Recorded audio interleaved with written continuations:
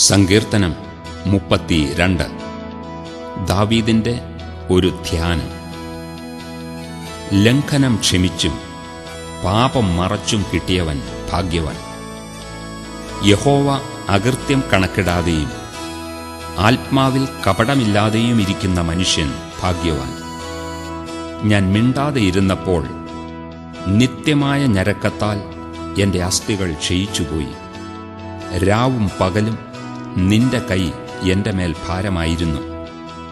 എൻ്റെ മജ്ജ വേനൽക്കാലത്തിലെ ഉഷ്ണത്താൽ എന്ന പോലെ വറ്റിപ്പോയി.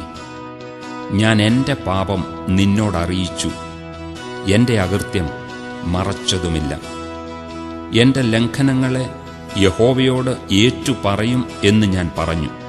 അപ്പോൾ നീ എൻ്റെ പാപത്തിൻ്റെ കുറ്റം ക്ഷമിച്ചു തന്നു. ഇതു നിമിത്തം ഓരോ ഭക്തനും കണ്ടെത്താകുന്ന കാലത്ത് നിന്നോട് പ്രാർത്ഥിക്കും. പെരുവെള്ളം കവിഞ്ഞു വരുമ്പോൾ അത് അവൻ്റെ അടുക്കലോളം എത്തുകയില്ല. നീ എനിക്ക് മറവിടമാകുന്നു. നീ എന്നെ കഷ്ടത്തിൽ നിന്ന് സൂക്ഷിക്കും. രക്ഷയുടെ ഉല്ലാസഘോഷം കൊണ്ട് നീ എന്നെ ചുറ്റിക്കൊള്ളും. ഞാൻ നിന്നെ ഉപദേശിച്ച് നടക്കേണ്ടുന്ന വഴി നിനക്ക് കാണിച്ചു തരും. ഞാൻ നിന്റെ മേൽ ദൃഷ്ടിവെച്ച് നിനക്ക് ആലോചന പറഞ്ഞു തരും. നിങ്ങൾ ബുദ്ധിയില്ലാത്ത കുതിരയെയും കോവർ കഴുതയെയും പോലെ ആകരുത്. അവയുടെ ചമയങ്ങളായ കടിഞ്ഞാണും മുഖപ്പട്ടയും കൊണ്ട് അവയെ അടക്കി വരുന്നു.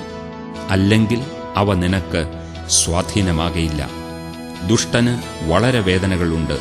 യഹോവയിൽ ആശ്രയിക്കുന്നവനെയോ ദയ ചുറ്റിക്കൊള്ളും. നീതിമാന്മാരെ, യഹോവയിൽ സന്തോഷിച്ചാനന്ദിപ്പീൻ. ഹൃദയ പരമാർത്ഥികൾ എല്ലാവരുമായുള്ളവരെ ഘോഷിച്ചുല്ലസിപ്പീൻ.